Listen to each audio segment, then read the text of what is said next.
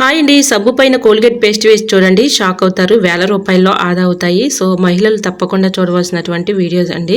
తప్పకుండా వీడియోని ఎక్కడ కూడా స్కిప్ చేయకుండా చివరి వరకు చూడండి. హాయ్ అండి, నమస్తే. Jhansi, welcome to our channel Jhansi cooking gardening vlogs. ఎలా ఉన్నారండి? అందరూ బాగున్నారా? నేనైతే చాలా బాగున్నానండి. మీరు కూడా చాలా చాలా బాగుండాలని మనస్ఫూర్తిగా కోరుకుంటున్నాను.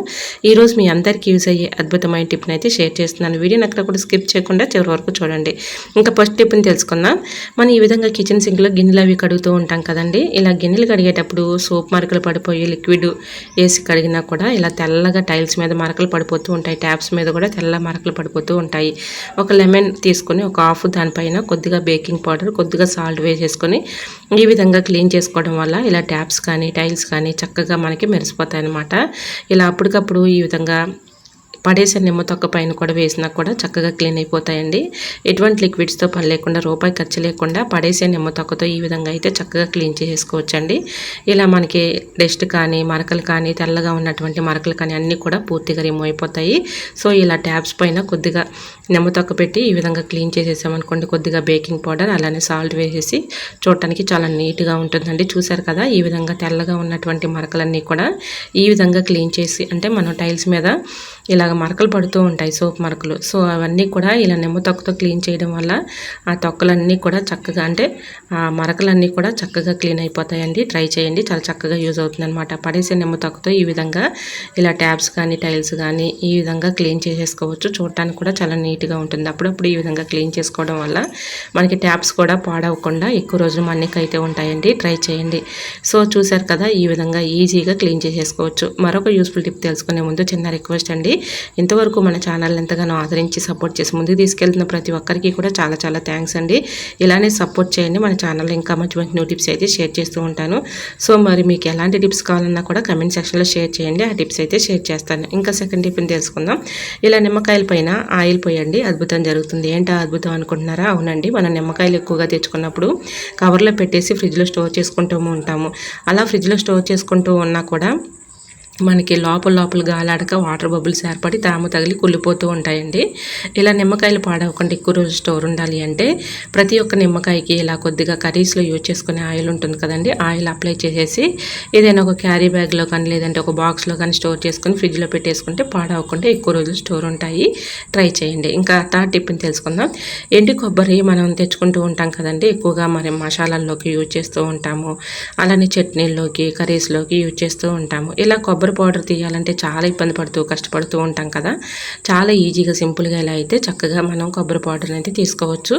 కొబ్బరి మనకి ఎండు కొబ్బరి పాడవకుండా ఉండాలి అంటే ఈ చిన్న ట్రిక్ని ట్రై చేయండి. ఒక సిస్టర్ కమెంట్ చేసింది, ఎండు కొబ్బరి పాడవకుండా టిప్ చెప్పండి సిస్టర్ అని. సో ఎండు కొబ్బరి పాడవకుండా ఉండాలి అంటే దానిపైన కొద్దిగా కర్రీస్లో యూజ్ చేసుకునే ఆయిల్ ఉంటుంది కదండి, ఆయిల్ అప్లై చేసేస్తే మనకి పాడవకుండా ఎక్కువ రోజులు స్టోర్ ఉంటాయి. సో మనం అప్లై చేసుకోకముందు ఒక 1 అవర్ పాటు ఎండలో ఉంచేసుకుంటే తర్వాత ఆయిల్ అప్లై చేస్తే చక్కగా ఈ విధంగా స్టోర్ చేసుకుంటే పాడవకుండా పురుగు పట్టకుండా ఎక్కువ రోజు స్టోర్ ఉంటుందండి. ట్రై చేయండి. అలానే ఎండు కొబ్బరి మనం తురుము తీయాలి అంటే చాలా ఇబ్బంది పడుతూ కష్టపడుతూ ఉంటాం కదా, చాలా ఈజీగా సింపుల్గా ఈ విధంగా అయితే చక్కగా తీసేసుకోవచ్చండి. ఎండు కొబ్బరికి ఈ విధంగా చాకు పెట్టేసి ఇలా స్టవ్ ఆన్ చేసుకుని మీడియం ఫ్లేమ్లో పెట్టుకుని 2 సైడ్స్ కూడా ఇలాగా హీట్ చేసుకోవాలి. ఇలా హీట్ చేసుకున్న తర్వాత ఎండు కొబ్బరిని ఈ విధంగా చిన్న మిక్సీ జార్ తీసుకుని దానిలోకి చిన్న చిన్న ముక్కలుగా కట్ చేసుకోండి. ఎందుకంటే ఈ విధంగా హీట్ చేసుకోవడం వల్ల తొక్క అనేది మెత్తబడిపోతుంది అనమాట, కొబ్బరి అనేది మెత్తబడుతుంది. సో తర్వాత ఈ విధంగా మిక్సీ జార్లో వేసేసుకొని చక్కగా కొబ్బరి పౌడర్ పట్టామనుకోండి, చాలా ఈజీగా సింపుల్గా కొబ్బరి పౌడర్ అనేది ఈజీగా తురుముకోవచ్చు. సో ఇలా తురుముకున్నటువంటి కొబ్బరి పౌడర్ని ఏదైనా ఒక గాజు జార్లో కానీ లేదంటే ఏదైనా ప్లాస్టిక్ డబ్బాలో కానీ ఈ విధంగా స్టోర్ చేసేసుకొని ఫ్రిడ్జ్లో పెట్టుకుంటే పాడవకుండా ఎక్కువ రోజు స్టోర్ ఉంటుందండి. ట్రై చేయండి. కొబ్బరి పౌడర్ మన కర్రీస్లో కానీ ఎక్కువగా చట్నీలో కానీ యూజ్ చేసుకుంటూ ఉంటాం కాబట్టి ఒక్కసారి ఈ విధంగా పెట్టేసుకుని చక్కగా స్టోర్ చేసుకుంటే పాడవకుండా ఎక్కువ రోజులు స్టోర్ ఉంటుంది. మనకు కావాల్సినప్పుడు అవసరానికి తీసుకోవచ్చు. ఇంకా నెక్స్ట్ టిప్ని తెలుసుకుందామండి. కొబ్బరికాయ, ఎండు కొబ్బరి ఉంటుంది కదండి, ఎండు కొబ్బరికాయ పీచు తీసిన వెంటనే త్వరగా రాదు కదా, చాలా ఇబ్బంది పడుతూ ఉంటాము. దానిపైన ఉన్నటువంటి పీచు తీసేటప్పుడు ఈ విధంగా బరువుగా ఉన్న ఒక గ్లాస్ పెట్టేసి గట్టిగా కొట్టేసామనుకోండి, ఆ పైన ఉన్నటువంటి పీచ్ అనేది అంటే ఎండిపోయినటువంటి ఆ పీచ్ అనేది వచ్చేస్తుంది అనమాట. తర్వాత ఈ విధంగా ఒక గ్లాస్ తీసేసుకుని ఈ విధంగా పీస్ని తీసామనుకోండి, చాలా ఈజీగా సింపుల్గా ఈ విధంగా అయితే వచ్చేస్తుంది. ట్రై చేయండి, చాలా చక్కగా యూజ్ అవుతుంది అనమాట. మనం ఈ విధంగా చేతులతో తీసేటప్పుడు చాలా ఇబ్బంది పడుతూ ఉంటాం కాబట్టి ఈ విధంగా గ్లాస్తో తీసేసామనుకోండి, చాలా ఈజీగా సింపుల్గా ఈ విధంగా అయితే చక్కగా తీసేసుకోవచ్చు. ట్రై చేయండి. మరొక యూస్ఫుల్ టిప్ తెలుసుకునే ముందు చిన్న రిక్వెస్ట్ అండి, ఇంతవరకు మన ఛానల్ ఎంతగానో ఆదరించి సపోర్ట్ చేసిన ప్రతి ఒక్కరికి కూడా చాలా చాలా థ్యాంక్స్ అండి. మరి ఈ టిప్స్ అన్నింటిలో మీకు ఏ టిప్స్ అయితే యూస్ఫుల్గా ఉన్నాయో, ఏ టిప్స్ అయితే మీకు బాగా నచ్చాయో ప్లీజ్ అండి చిన్న కమెంట్ చేయండి. అలానే మన ఇంట్లో ఎక్కువగా బల్లులు, బొద్దింకలు ఇలాంటివి వచ్చేస్తూ ఉంటాయి కదండి, చాలా ఇబ్బంది పెట్టేస్తూ ఉంటాయి. ఇక్కడైతే చూశారు కదండి ఎన్ని బొద్దింకలు అయితే ఉన్నాయో, చూశారు కదా. ఈ బొద్దింకలు మనకి చనిపోవాలి అంటే ఈ చిన్న ట్రిక్ని ట్రై చేయండి. ఈ ఒక్క పౌడర్ వేస్తే చాలండి, చాలా ఈజీగా అవి చనిపోతాయి. సో బలులు, బొద్దింకలు వచ్చిన టైంలో ఈ విధంగా కొద్దిగా బ్లీచింగ్ పౌడర్ ఉంటుంది కదండి, కొంచెం కాస్ట్లీగా అంటే కొంచెం రేట్ ఎక్కువ ఉన్న తీసుకుని ఈ విధంగా మనం వాటిపైన బొద్దింకలు వస్తున్నాయి అనుకున్నప్పుడు కిచెన్ సింక్లో కానీ ఇలాగా హ్యాండ్ వాష్ చేసుకునే సింక్ బేసిన్స్ దగ్గర కానీ ఈ విధంగా బొద్దింకలు వచ్చే ప్లేస్లో కొద్దిగా బ్లీచింగ్ పౌడర్ చల్లేస్తే చాలండి, చక్కగా చనిపోతాయి. ఒక 10 మినిట్స్ లోపలనే అవి చనిపోతాయండి. అంత చక్కగా వర్క్ అవుతుంది. ట్రై చేయండి. మీరు ఎన్నో యూజ్ చేసి ఉంటారు ప్రొడక్ట్స్ అని, అవన్నీ లిక్విడ్స్ అని, సో వాటి వల్ల యూజ్ లేకపోవచ్చు. ఒక్కసారి మీరు ఇలా ట్రై చేసి చూడండి, అద్భుతంగా వర్క్ అవుతుంది. ఇంకా నెక్స్ట్ టిప్ని తెలుసుకుందామండి. మనం ఉల్లిపాయలు తెచ్చుకునే ఇలాంటి సంచులు అయితే ఉంటాయి కదండి, ఆ సంచులు పెట్టి చక్కగా ఈ విధంగా కిచెన్ సింక్ కానీ, సింక్ బేసిన్స్ కానీ, ఈ విధంగా గార పట్టేసినటువంటి టైల్స్ దగ్గర కానీ ఈ విధంగా క్లీన్ చేసుకోవడానికి వర్క్ అవుతుంది. ట్రై చేయండి. మరొక యూస్ఫుల్ టిప్ని తెలుసుకుందాం. ఇలా ఒక ప్లేట్ తీసుకోండి, దాంట్లో నిండుగా వాటర్ పోసుకోండి. పేపర్ని అయితే న్యూస్ పేపర్ కానీ ఏదైనా పేపర్ కానీ చూసుకొని ఈ విధంగా చిన్న చిన్న ముక్కలుగా చేసేసుకొని అందులో వేసేసుకోండి.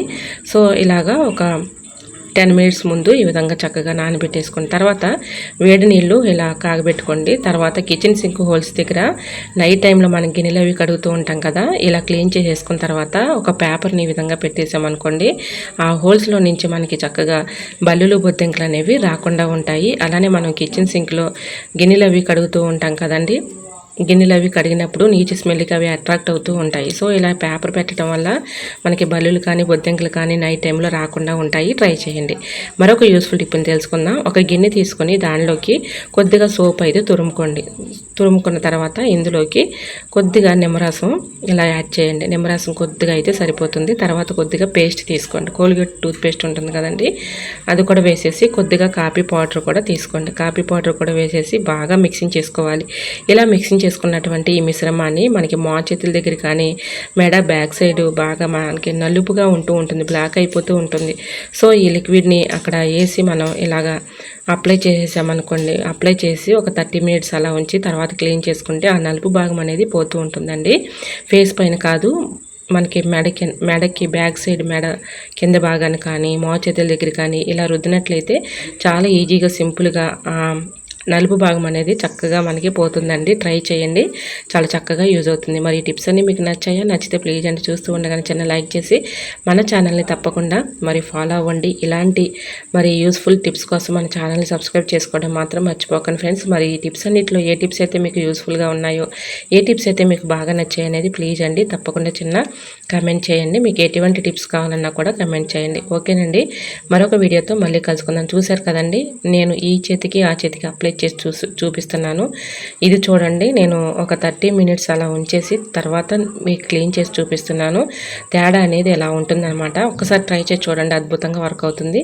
ఇలా మీకు కుదిరిన టైంలో ఇలా క్లీన్ చేసుకున్నారనుకోండి, ఆ బ్లాక్ అనేది మనకి లేకుండా పోతుంది. సో ఒకసారి ట్రై చేసి చూడండి. సో ఫేస్ పైన కాదండి, ఇది చేతుల దగ్గర నలుపు భాగం ఉన్న చోట ఇలా అప్లై చేయండి, అద్భుతంగా వర్క్ అవుతుంది. టిప్ నచ్చితే తప్పకుండా చిన్న లైక్ చేసి మన ఛానల్ని ఫాలో అవ్వండి. ఓకేనండి, మరొక వీడియోతో మళ్ళీ కలుసుకుందాం. అంతవరకు by by. Thanks for watching.